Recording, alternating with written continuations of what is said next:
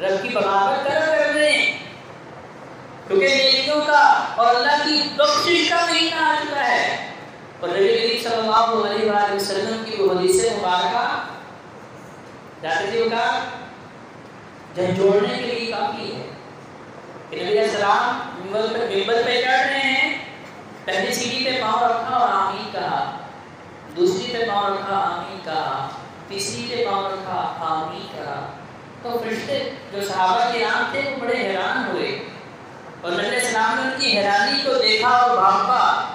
کیونکہ آمین کب کہا جاتا ہے؟ جب ہمارے سامنے کوئی بھی بندہ دعا کرتا ہے تو ہم کہتے ہیں آمین، کیا مطلب کہ اللہ اس بندے کی دعا کو قبول کر لے۔ تو نبی علیہ السلام آمین کہتے جا رہے ہیں اور سیڑھیاں چڑھتے جا رہے ہیں، جبکہ صحابہ نے کوئی آواز نہیں سنی۔ نبی علیہ السلام نے خود ہی وضاحت فرمائی، فرمایا میرے پاس فرشتوں کے سردار جبریل امین آئے تھے، تو انہوں نے کہا کہ خاتم النبیین رحمت للعالمین، آپ کی امت کا وہ بدنصیب شخص کہ جو اپنی جوانی میں، اپنی کڑیل جوانی میں، جب وہ طاقت سے بھرا پڑا ہے، اس کے پاس وسائل کے انبار لگے ہوئے ہیں، اور اس کے بوڑھے والدین ہیں جو اس کے حسن سلوک کے منتظر ہیں، لیکن یہ نوجوان اپنے والدین کی خدمت نہیں کرتا، ان کو راضی نہیں کرتا، ان کو ناراض کرتا ہے، اور اس کی وجہ سے اپنے رب کو ناراض کر دیتا ہے۔ تو شمالے کا پیغام ہے کہ شمالے کی وہ ایسے نوجوان کے اوپر لعنت ہے، فرشتوں کی لعنت ہے۔ نبی کریم صلی اللہ علیہ وآلہ وسلم نے بھی آمین کہا۔ جبریل امین نے فرمایا کہ اللہ ایسے بندے کی نام کو خامدود کر دے۔ راغی معنقو عربی محاورہ ہے، جس کا مطلب کیا ہے کہ ایسا انسان ناکام ہو جائے، گھاٹے والا ہو جائے، خسارے والا ہو جائے، تو آمین کون کہہ رہا ہے؟ دونوں جہانوں کے سردار محبوب پیغمبر علیہ السلام آمین کروا رہے ہیں۔ پر میں دوسرا موقع جب میں نے آمین کہا وہ یہ تھا کہ جبریل امین نے کہا یا رسول اللہ، آپ کی امت کا وہ بدبخت اور بد نصیب اور گھٹیا ترین بخیل انسان جس کے سامنے آپ کا نام نامی اسم الہی محمد صلی اللہ علیہ وآلہ وسلم دیا جاتا ہے، اور وہ عقیدت کے پھول نہیں بھیجتا، درود و سلام نہیں بھیجتا، اللہ اسے بھی ناکام کر دے، تباہ و برباد کر دے، اس کے اوپر عرش والے کی لعنت ہے، سارے فرشتوں کی لعنت ہے اور بد دعا ہے۔ اور نبی کریم صلی اللہ علیہ وآلہ وسلم کیا فرما رہے ہیں؟ آمین۔ اور تیسرا فرمایا ایسا شخص جسے اللہ نے رمضان مبارک عطا فرمایا ہے، جیسے ہم ہیں کہ اللہ نے ہمیں رمضان مبارک دیا ہے، لیکن وہ بد نصیب اور بدبخت آدمی رمضان مبارک کے آنے کے باوجود بھی اپنے اندر انقلاب برپا نہیں کرتا، اپنی روحانیت کو جلا نہیں بخشتا، اپنی روحانی غذا کا اہتمام نہیں کرتا،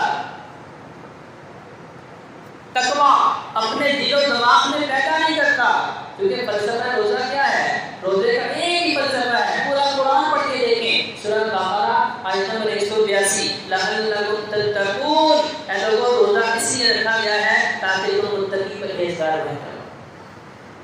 اب یہ ممکن ہے کہ بندے نے روزے بھی رکھ لیے ہیں، متقی بھی بن گیا ہے، اور اس نے رب کی بخشش کو حاصل نہیں کیا ہے، گویا اس کا مطلب یہ ہے کہ یہ بات ممکن ہی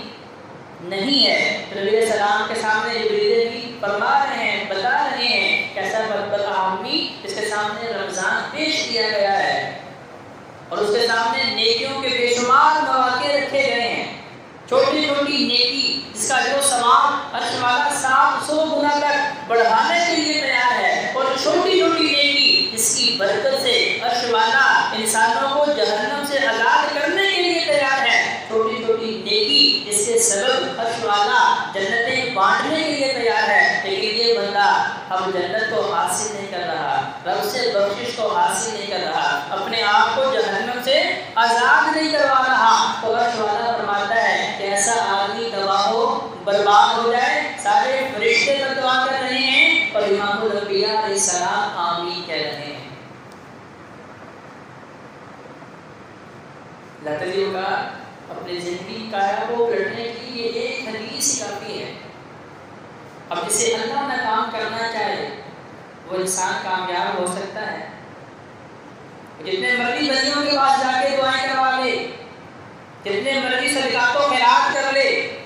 جتنے مرضی حج عمرے کر لے، اپنی خواہشات اور اپنی منمانی کے مطابق جتنے مرضی نیکی کے بڑے بڑے کام کر لے،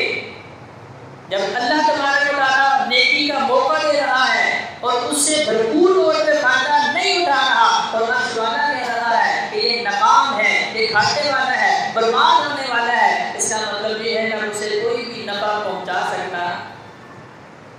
نہیں پہنچا سکتا۔ تو نبی کریم صلی اللہ علیہ وسلم کی رمضان مبارک میں روٹین کیا ہوتی تھی؟ اب وہ کون سے اعمال ہیں کہ نبی کریم صلی اللہ علیہ وسلم نے صحابہ کو کر کے دکھائے؟ جو کہ حضرت نے کہا میرے اور آپ کے لیے اللہ نے کیا حکم دیا ہے؟ لَقَدْ كَانَ لَكُمْ فِي رَسُولِ اللَّهِ أُسْوَةٌ حَسَنَةٌ، ایک معیار سیٹ کر دیا ہے، میرے اور آپ کے سامنے ایک راستہ بنا دیا ہے، اب اس سے اگر دائیں بائیں میں بھاگنے کی کوشش کروں گا، شارٹ کٹ تلاش کروں گا، مطلب کیا ہے کہ میں صراط مستقیم سے ہٹ چکا ہوں۔ نبی کریم صلی اللہ علیہ وسلم نے صحابہ کے سامنے ایک سیدھی لکیر کھینچی اور دو دائیں جانے اور دو بائیں جانے لکیریں لگا دی اور صحابہ سے پوچھا کہ میرے صحابہ، میرے دوستوں، میرے شاگردوں بتاؤ یہ کیا ہے؟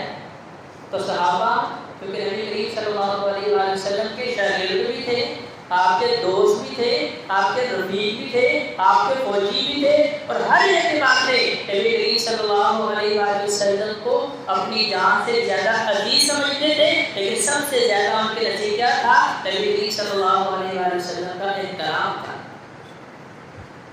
بڑے لوگ احترام سے کہنے لگے اللہ و رسولہ اعلم، یا رسول اللہ یا تو عرش والا بہتر جانتا ہے یا اللہ کا حبیب بہتر جانتا ہے، ہمیں تو نہیں پتا۔ نبی علیہ السلام نے فرمایا کہ جو میں نے سیدھی لکیر کھینچی ہے یہ صراط مستقیم ہے، یہ جنت کا راستہ ہے، اور اسے جو دائیں بائیں میں نے خط کھینچے ہیں، جو لکیریں لگائی ہیں، یہ پگڈنڈیاں ہیں، یہ شیطان کے جھانسے ہیں، شیطان کے راستے ہیں جو اہل ایمان کو کھینچ کے بدعات کی طرف، خرافات کی طرف لے کے چلا جائے گا اور انہیں ان کے ذہنوں میں یہ تصور پیدا کر دے گا کہ اسے کرنے میں بھی کوئی حرج نہیں ہے۔ آج ہمارے سامنے بہت سارے ایسے اعمال ہیں جن کے پیچھے کوئی حقیقت نہیں، صرف ایک حقیقت ہے کہ کرنے میں حرج کیا ہے۔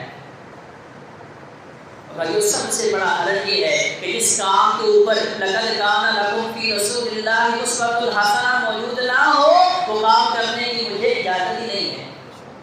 قرآن فرما رہا ہے، عرش والا فرما رہا ہے کہ لوگوں تمہارے لیے بہترین طریقہ ہمارے محبوب پیغمبر جناب محمد رسول اللہ صلی اللہ علیہ وآلہ وسلم کا طریقہ ہے۔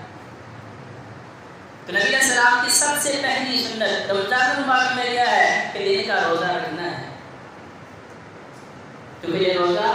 رمضان المبارک کے روزے مدنی دور میں جا کے فرض ہوئے تھے، شعبان کا مہینہ تھا، سوموار کا دن تھا، رمضان سے تقریباً 26 یا 28 دن پہلے اللہ تبارک و تعالیٰ نے یہ آیت کریمہ نازل فرمائی کہ ایمان والو ہم نے تمہارے اوپر روزے فرض کر دیے ہیں جس طرح تم سے پہلے فرض کیے تھے۔ کیسے فرض تھے؟ حضرت نوح علیہ السلام سے لے کے حضرت عیسیٰ علیہ السلام تک ہر شریعت کے اندر، ہر مذہب کے اندر، ہر دین کے اندر روزہ فرض تھا۔ اس کا طریقہ کار الگ تھا، اس کی سنتیں اور اس کے مستحبات الگ تھے، لیکن روزہ ہر شریعت کے اندر موجود تھا۔ نبی کریم صلی اللہ علیہ وسلم نے اپنی پوری زندگی کبھی فرضی روزہ نہیں چھوڑا۔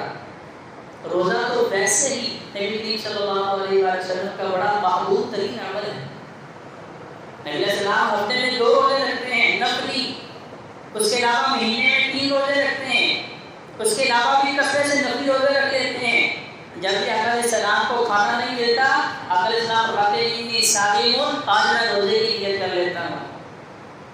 کیوں کرتے تھے؟ کیونکہ نبی علیہ السلام کا فرمانے عالی شان ہے کہ جس شخص نے ایک نفلی روزہ، فرضی کی فضیلت میں بتاتا ہوں، نفلی روزہ، ایک نفلی روزہ اللہ کی رضا کے لیے رکھا، نبی علیہ السلام فرماتے ہیں 40 خریفہ، اللہ تبارک و تعالیٰ اس ایک روزے کی خیر و برکت سے انسان کو جہنم سے 40 سال دور کر دیتے ہیں۔